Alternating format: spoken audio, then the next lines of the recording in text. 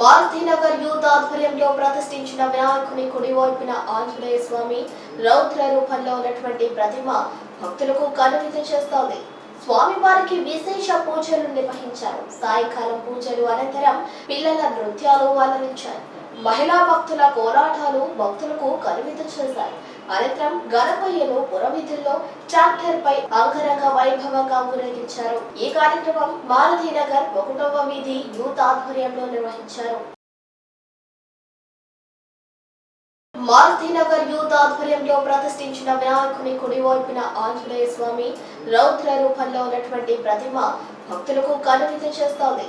స్వామివారికి విశేష పూజలు నిర్వహించారు. సాయంకాలం పూజలు అనంతరం పిల్లల నృత్యాలు అలరించారు. మహిళా భక్తుల కోలాటాలు భక్తులకు కనువిందు చేశారు.